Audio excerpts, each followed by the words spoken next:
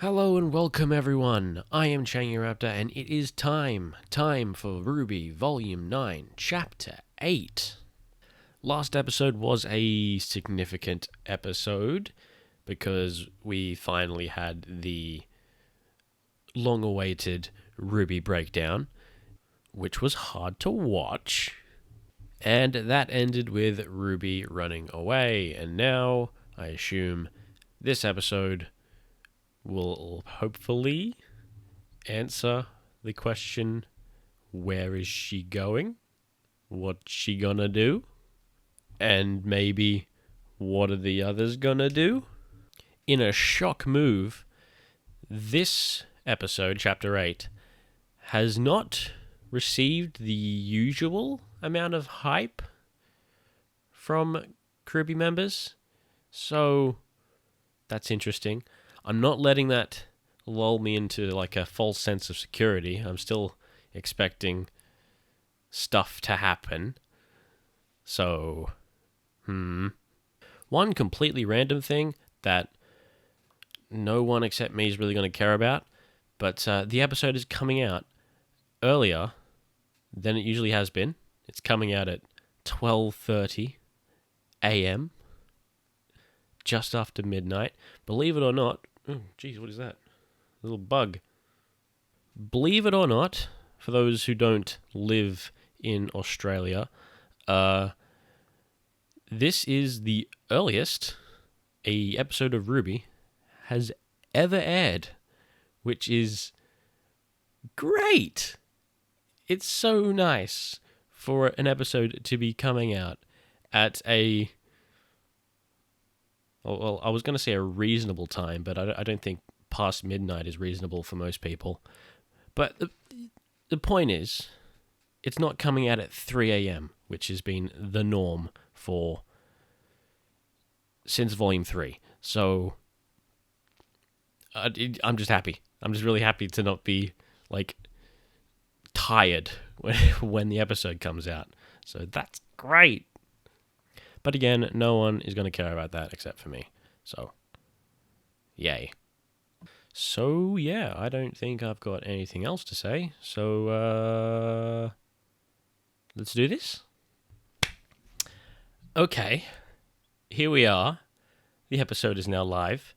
The episode is called Tea Amidst Terrible Trouble, I think. I'm kind of in shock because the thumbnail was a thing. I'm sure by the time you're watching this, you'll know exactly what the thumbnail is. So, yeah. Let's just do this. Of course we get this again. Dude. I can only imagine that Rooster Teeth were not the ones in charge of picking the thumbnail. Because I doubt they would have picked that. Oh boy.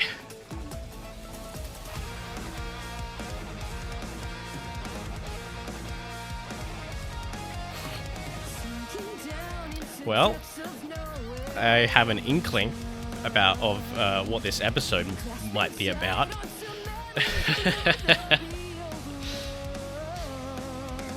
Which is interesting because I was going to talk about how, we've seen everything from the trailer now, except for a few lines of dialogue. So, we have no idea what could possibly happen. And then that happens. So, yeah.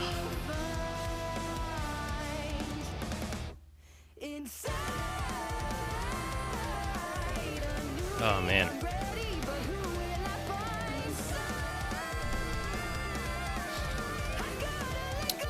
If my allergies could not play up at this moment, that would be real nice.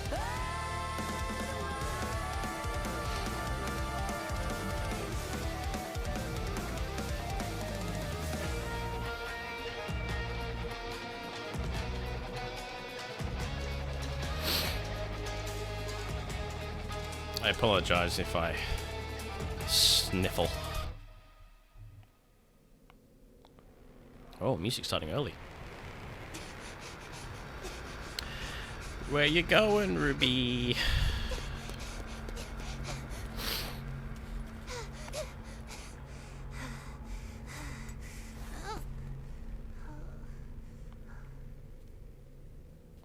Ruby? Ruby? What are you doing? Why did you shout at everyone like that? Where am I? Did not answer. It's okay. I can guide us back. You shouldn't run off, though. You all need to stick together if you want to go home. Why are you still here? What? I promised.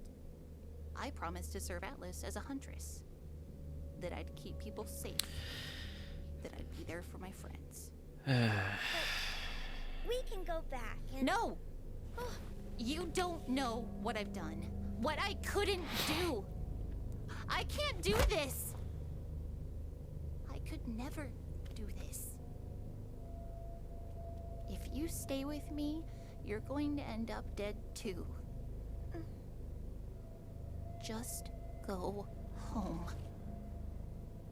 But you're... I said go!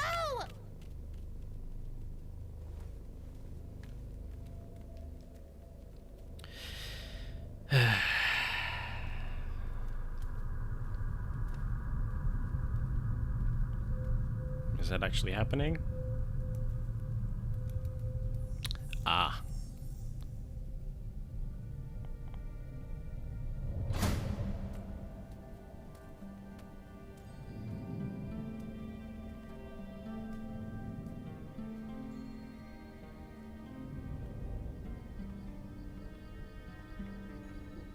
Where are we going? Is this the...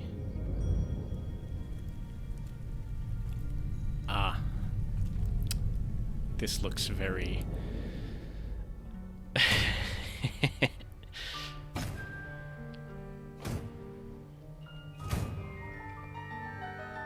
Cool, dude. Really pays off for those who've read the book. What is this? Hello, Red. Hey. Been a while. How's the hero biz treating ya? I gotta say, you're not looking too good. Where's Neo? No manners. And after everyone came out to see you!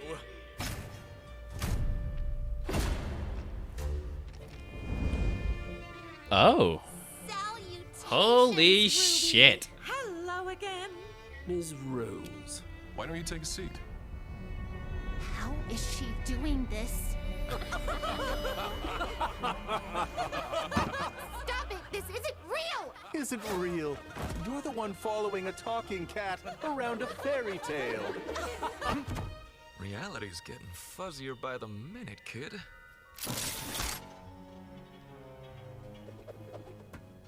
Yo. No, once Neo realized where she was, everything changed. Always loved the idea of a place to run away from it all. Mm-hmm. Do whatever you want. I offered that to her back on Remnant. But we all remember how that ended. Is that seriously what this is all about? You still blame me for what happened at Torchwick? If you're looking for an apology, you've wasted your time. They say everyone thinks they're the hero of their own story. Oh, dude. But I knew what I was. And deep down, I think you know what you are too.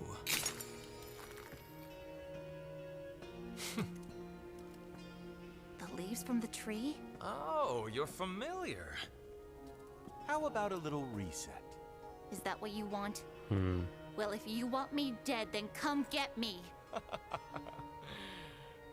You don't deserve to die, Red.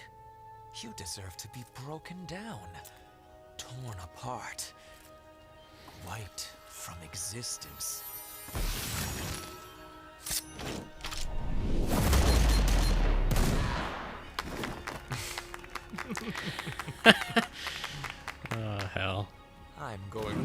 enjoy watching you break. Shit, dude. Ruby! Again. Ruby? That was definitely a Damn different it. voice. How could she just run off Oh, actually, like no, it was that? maybe John. She was clearly upset. That wasn't upset. That was... Ugh! She could have just talked to us. Maybe she didn't feel like she could. Mm-hmm. Ruby has always been the one to get us through the hard times. We say things like, we believe in you. Mm-hmm. We can count on you. I know we mean well, but... It's not like we are asking her to be perfect.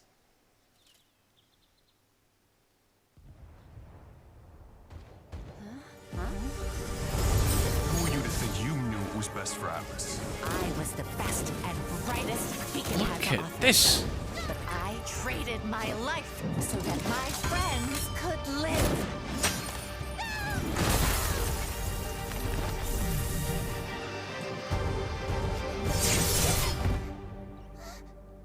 Just like you were too late to save me at the Vital Festival. I died in Atlas, too, didn't I? Can you imagine Is that what Casey? that's like? To be completely and utterly failed, time and again, by someone who meant the world to you. Oh, man. You ready for that drink yet? How many more people are going to die because of you? I'm trying to save everyone. And yet, with all your best intentions, have you ever stopped to wonder if you've done more harm than good? It's not my fault. How many more lives do you have to ruin before you realize you're not cut out to save anyone?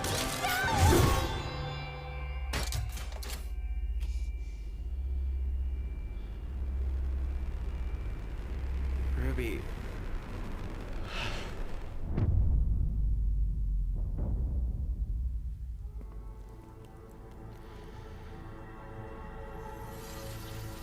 Do you really think you can stand to watch more of your friends fall? Please stop. Or are you ready to admit the truth? That the world would just be better off without you?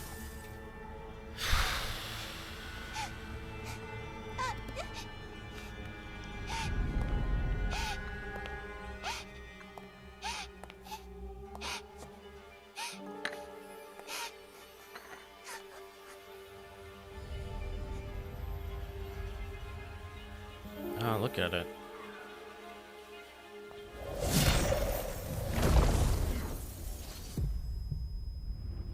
Excuse me? Little?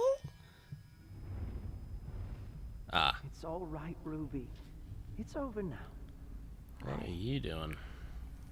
I'm sorry. I Oh, yeah, it was the same sound effect. Anymore. It's okay, little huntress. I can be you instead. I have been trying to wear you down for so long. What are you doing? My purpose. When a poor little heart is broken, I can fill it with mine. I'm afraid I haven't been entirely honest with you, Ruby. I'm not like the other Afterans here. I'm cursed with curiosity. I need to know everything, but more than anything, I need to know why my makers left me here. Only to leave and make all of... Ow! You're not a friend. Friends don't.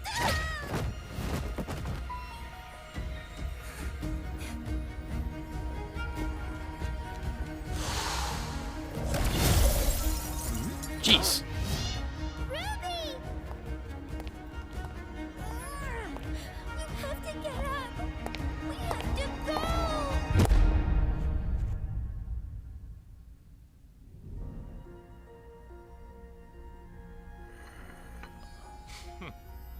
I think it's about time we all got what we deserve.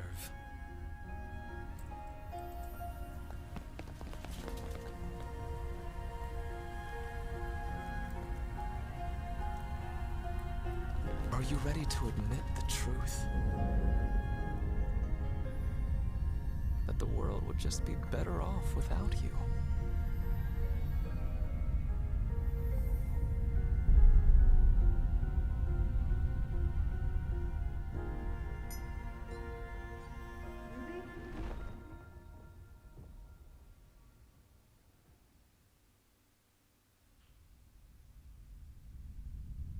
You've finally done it! Little Red's gone. With your semblance stronger than ever now, we could take over this whole absurd place! Why not? Offing Little Red can't be all you wanted. Right?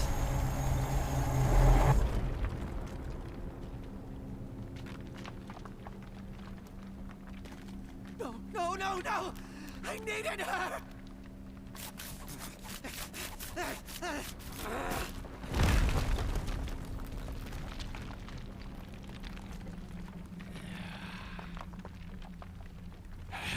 Take us to her.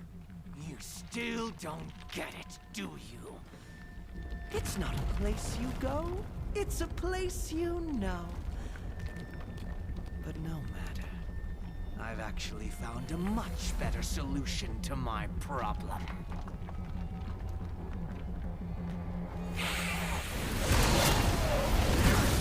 Jesus.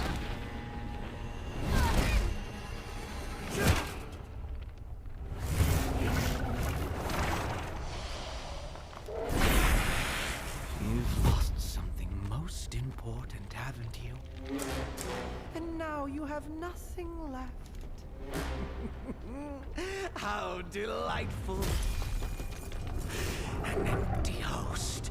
Perfect for me to fill.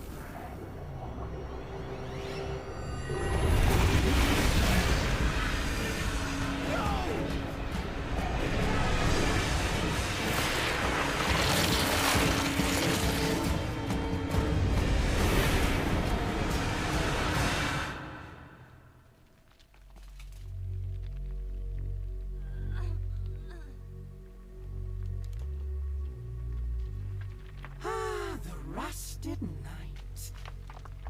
Goodness, am I tired of your little sob story. You can't even accept your own futility. This body will do.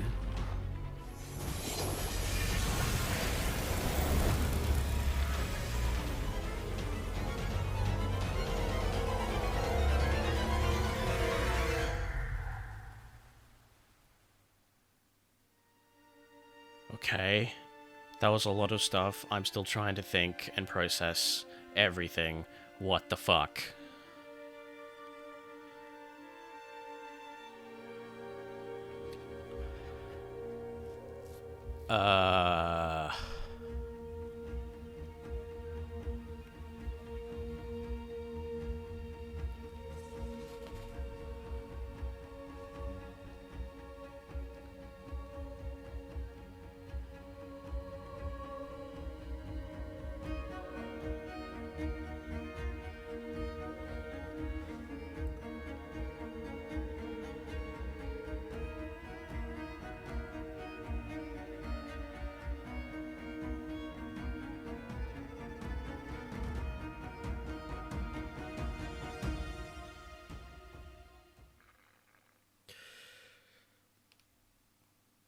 Yeah, very good.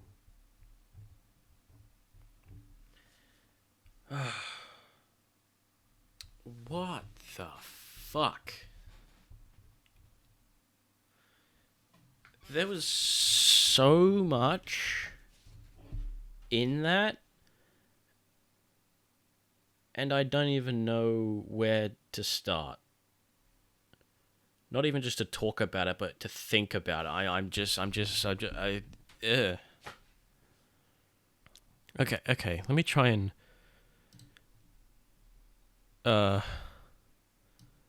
yeah, all that. Yeah, so we had everyone here, I guess. Interesting that Clover's here.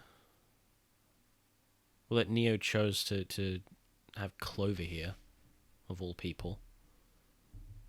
It's interesting to have these characters back in a way. Like Lionheart, for example. Obviously, we haven't seen him for a long time. And look, it's like look, there he is. There he is. He's right there. It's fucking weird. But at the same time, it's also really cool because, one, Roman, that's fucking cool. Two, fucking Pyrrha, dude. I mean, we already knew that a new model for her in Maya existed.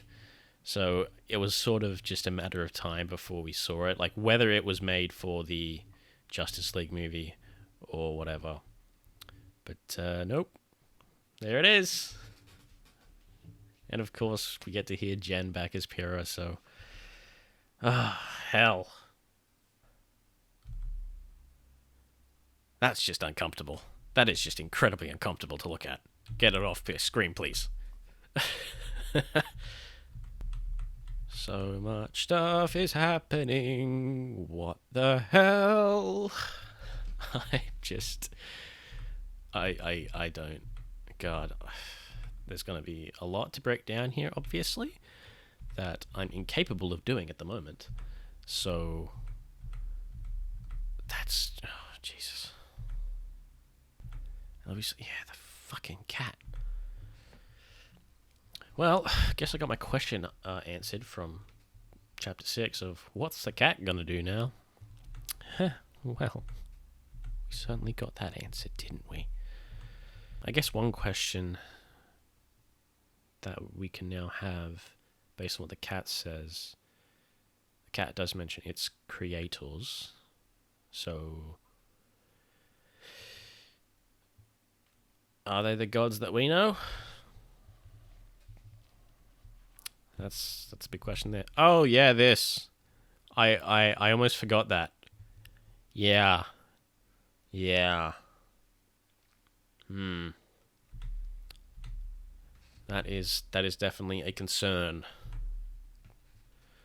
Doing me a heckin' concern. Right, yeah, and fuck shit. She drinks the tea, and that has sent her to the tree, I imagine. Yeah, and then what happens here with Neo? I mean, fucking... Ah! I'm just skimming through the episode and not saying anything because I still don't know what to fucking think.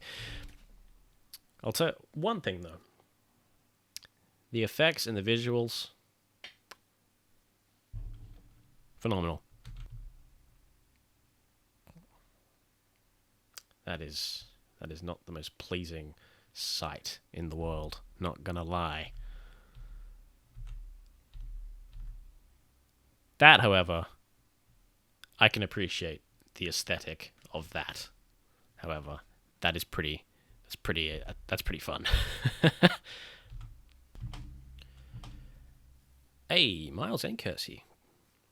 And 3 directors. Hot damn.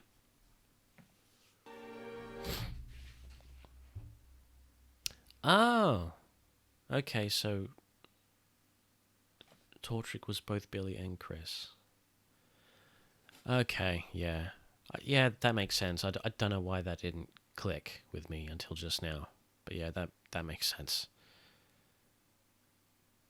So I guess Billy only got to do a certain amount of lines before he passed away. Man, that's like the biggest cast list we've had in the volume.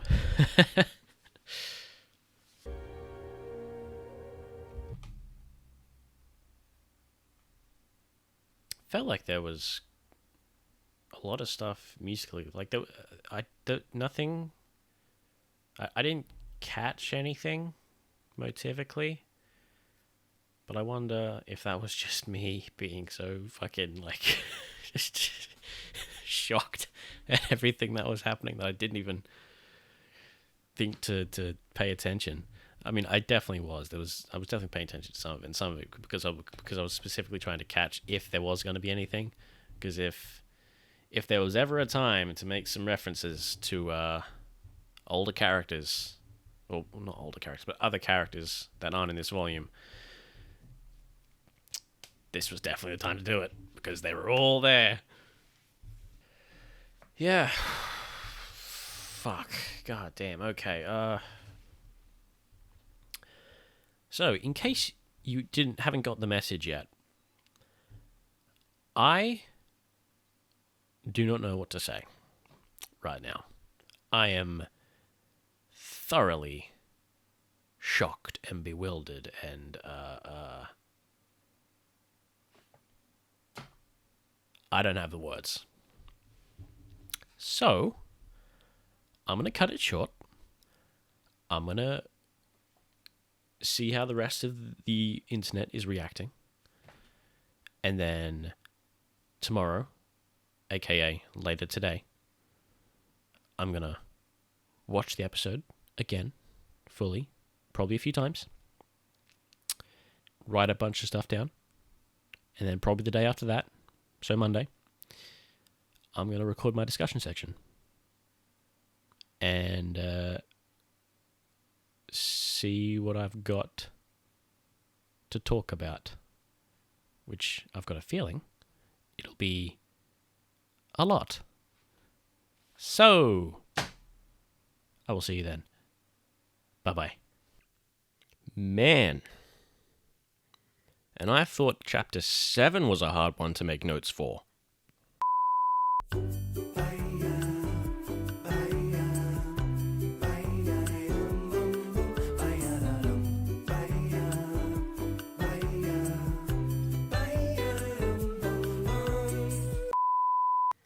I'm recording this on Wednesday, not Monday, like I said I would, because it actually took me quite a while to rewatch the episode. Start us off, though, as usual. Music. Everything from the whole tea party to the end of the tea party. It's basically the whole episode, so. And with so many old characters returning,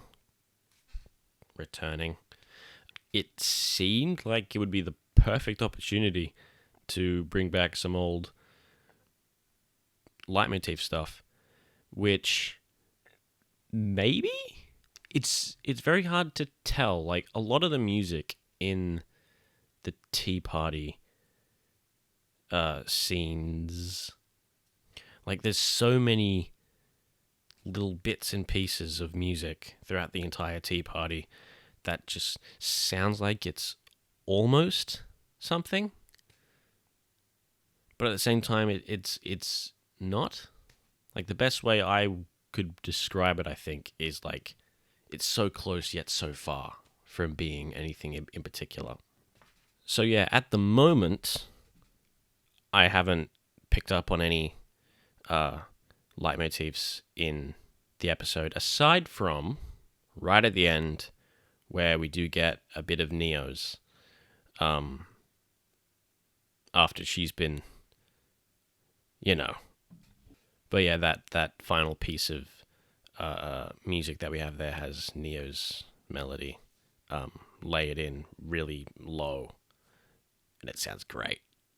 The other thing about the music in this episode is that we had some involvement from Casey on the score, which is a very rare thing. The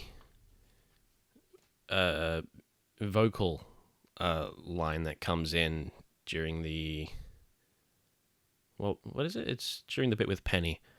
But that vocal line that comes in during that whole bit was written and sung by Casey, which is awesome. Like I said, Casey has rarely contributed to the score side of things. I think the only ever time she's done it was in volume 6, because she wrote what I refer to as the girl in the tower thing. Alrighty. Couple of small things to note before we get into some of the more bigger topics. We see a butterfly yet again. This time we see a butterfly sort of like, I don't know, come out of Ruby and then leave. So, symbolizing that the change that she's going through is complete or near completion, or that, like, maybe she can't be changed, or something else. I don't know. But it's obviously trying to say something because of how significant the butterfly imagery has been throughout this volume. And I love all the little nods to Roman Holiday. It's a very rewarding thing for those who have read the book to see all the little details in the pictures and in the dialogue referring to the book. So that was really nice. Right, so the tea party. First and foremost, Roman Torchwick. It is very, very nice to see him again, in some form at least, looking better than ever, and moving better than ever. I love the animation on him in this episode. I shouldn't be surprised at this point, but it's so good. Portrayed wonderfully by Billy and Christopher. It's actually sort of crazy to me that I cannot tell the difference between the two of them. Like, I probably shouldn't be so surprised. I mean, you know, these are professional voice actors, so they're very good at that. But yeah, cannot tell who is who. It's great. Obviously not the intended thing to have two different voice actors, but unfortunately the situation required it because of Billy passing away last year, and I'm really glad to see that this episode was dedicated to him, so that's really nice. And then we have all the other characters that show up. All characters that have died in this war. And these are all deaths that RWBY would feel at least partially responsible for. Like, Penny and Pyrrha are obvious ones. The three headmasters are there. And Clover. Who does sort of seem like the odd one out because they never really had much interaction together. And, like, how would Neo know about any sort of relationship that they had? But Huntsmen are public figures, so probably shouldn't be a surprise that Neo would at least know that they work together. And there is something so bittersweet about seeing all these characters again in some form. Like, these are all characters that, like, never thought we'd really see again. And yet, here they are. And I'm looking at them. And, yeah, very bittersweet to see them. Of course, the big one here is Pyrrha, because, you know, it's Pyrrha. It was during one of my rewatches of the episode where, like, it just sort of hit me like, oh God, that's Pyrrha. That's Jem Brown back as Pyrrha. Holy shit. And then towards the end of the episode, I like the transformations that happen when they're all surrounding RWBY after she kills Oscar. Like, Penny turns into Yang, Clover turns into Crow, Lionheart turns into Blake, which is admittedly probably the weakest link there, and Ironwood turns into Weiss, and Pyrrha turns into Jean. So they all sort of make sense, except for sort of one of them. but I guess that was just the best they could do, because who were they going to turn Lionheart into? That sort of made sense. Right, so Neo, huh? We all pretty much knew this already, but especially with this episode, Neo is definitely an example of revenge taken to the extreme. And as we sort of see at the end, you know, this vengeance that she has for Roman is, or was, her only goal, it seems. So, it seems she had a slight change in plan when she arrived here in the Ever After. You know, the line that Roman has, what does he say? He says, like, once Neo realized where she was, everything changed. So, yeah. She definitely went a bit overkill in this episode. You know, she's gone from wanting to kill Ruby to, no, you deserve to be broken down, torn apart, and wiped from existence.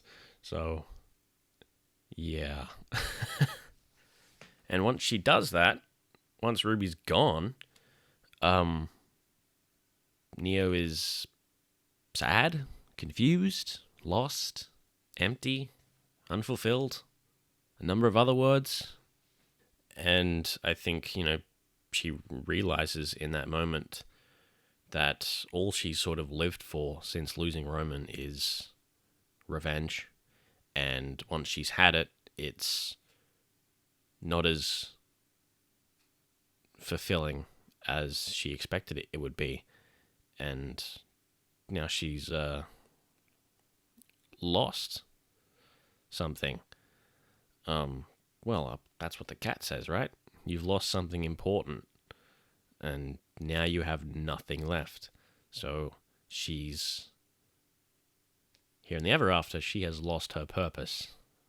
So makes the again, like the cat says, the perfect host. So the big question for Neo now is there an out for her? Not just to be free of the cat, but to go back to Remnant. You know, is there any way for her to get out of this? I don't know. I really don't know. And speaking of the cat, they show their true colors in this episode. Kind of literally, although the cat's transformation is sort of devoid of color, but whatever. So yeah, the cat's been intentionally trying to wear Ruby down to this point so that they can take over and become Ruby, so that I guess they can find a way to leave the Ever After and find out stuff about their maker, or makers, I should say. The cat's line, I'm cursed with curiosity.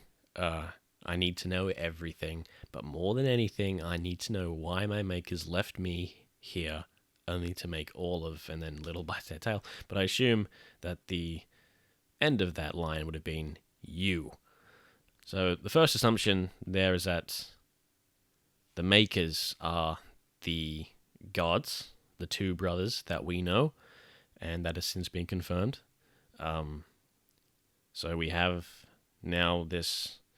So we now officially have this tie-in with Remnant and the Ever After. They've both been made by the same set of gods, which brings up a whole bunch of questions that I think we'll probably be getting some answers to in the coming 2 episodes. And I'm curious how all of this is going to tie into the wider story once we get back to Remnant. And the last thing to mention about the cat, I really, really, really love the design and effects of its transformation into like its final form. I don't know, but I love the design of it. I love the teeth. I love the teeth, how big the teeth are. They look great. It's really cool. and the visual effects that happen with the cat, both before it merges with Neo and afterwards. I love the blending of the cat's like effect and Neo's semblance. They sort of blend together to make this one effect. It's really cool. So yeah, good job to all the effects people. And now we move to RWBY. So, regarding RWBY in this episode, there are obviously some very deep and heavy themes that I admittedly failed to notice during the initial watch through. I really did not pick up on that. And it's you know, these themes of death and self-harm are something that I don't feel like I have the right perspective on to talk about it correctly, because it's a subject that I am not familiar with. It, thoughts like that I've never really had before, so I feel a bit wrong trying to talk about it as if I understand it. So I'm probably not gonna delve too much into those ideas in fear of saying something that I probably shouldn't say, or well, not that I shouldn't say, but something that I say and it comes off the wrong way, So I'm just gonna sort of leave it as it is. So by the end of this episode, I think RWBY has accepted that she has failed. In her mind anyway, she has failed. She says, I can't do this. I could never do this at the beginning of the episode. And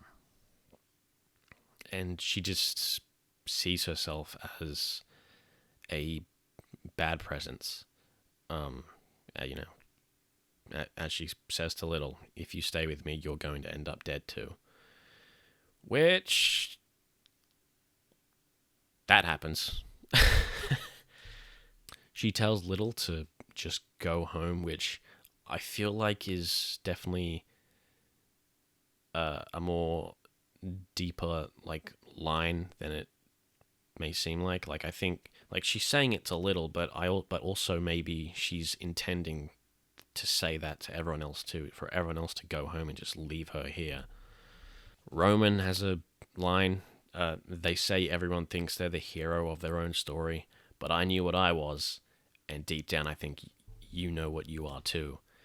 And considering what Roman is and how he would think of himself, he'd probably very happily consider himself a villain. So, does RWBY think of herself as a villain? I would say probably at this point. And then during the, I hesitate to call it a fight because RWBY doesn't really fight back. But, she's beaten down by everyone. By Pyrrha, who, she was Beacon's best. And she gave her life for everyone else. And what she says, how many more people are going to die because of you? And then the bit with Penny. Oh, God, the bit with Penny. Just highlighting the fact that, well, not the fact, but the idea that, RWBY failed to protect her twice, which I find interesting. This failure to protect someone has parallels with Jean that we went over last episode. So, and then after that, RWBY says, "I'm trying to save everyone."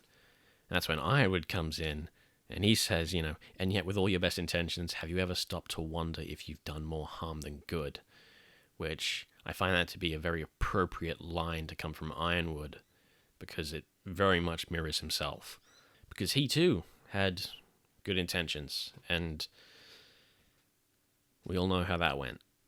And then there's Ozpin, who says, you know, how many more lives do you have to ruin before you realize you're not cut out to save anyone? Obviously, all of this is just sort of reinforcing the same point over and over and over again, trying to finally just fully break her, and it works. And sort of the final line of that whole beatdown that's said by Roman, you know, do you really think you can stand to watch more of your friends fall, or are you ready to admit the truth that the world would just be better off without you? And that same line is reiterated when she drinks the tea. So, yeah. And then, you know, after that bit, when the cat saves her, you know, Ruby finally says it. I don't want to be me anymore, which is what we've been building to for the whole volume. So, and then the moment finally comes when she drinks the tea, and she is, you know, taken to the tree. Everyone sees it. They all arrive just in time to see it. Whether Ruby knows that it's them or not, I don't know. It's obviously gonna hit them very hard, especially Yang. Not really looking forward to seeing what kind of reaction Yang is going to have in the next episode. But yeah, Ruby has, assumedly, gone to the tree. Little and Crescent Rose both fell into the hole as well, so they probably also went. So, you know, big questions there of, well, what's gonna happen to Ruby now when she's there?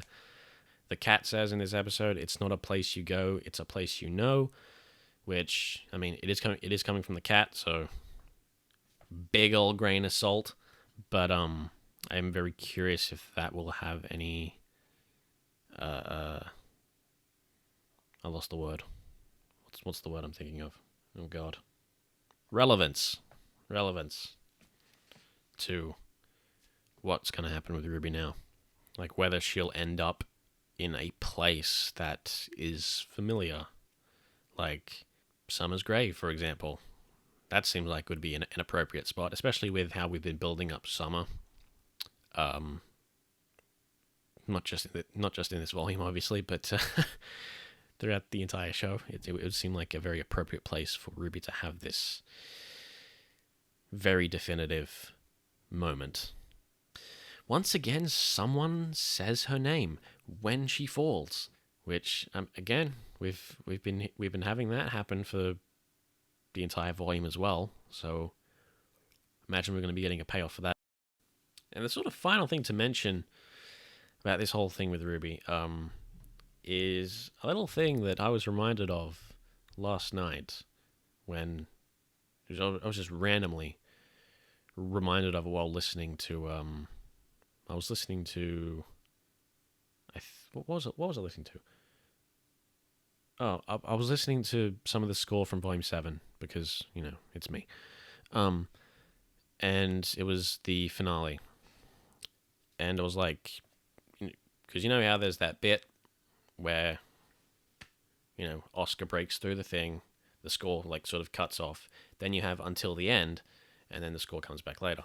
But I was at that bit, and I was reminded of Until the End, which then reminded me of the soundtrack reaction and review from Sirs and Madams, which you should absolutely go and watch, by the way. They are awesome. But for the Volume 7 soundtrack, they were given the lyrics by Jeff to make the lyric videos. And during Until the End, there's a very specific set of lyrics that Bruce says were shaped a specific way because of something Jeff said. And I'll put the screenshot of it here. And, well, you'll notice that the lyrics are shaped like a tree. And the lyrics mention a tree. So maybe, I suppose it could be one big old coincidence, but I don't know. So yeah, something to think about. Go watch Sirs and Madams stuff. They're fucking great. Yeah, okay. And that is Volume 9, Chapter 8. Real heavy episode. Lots of stuff. We have 2 episodes left. And we're definitely in the endgame now for Volume 9. I suspect that Episode 9 will be trying to get to the tree, maybe.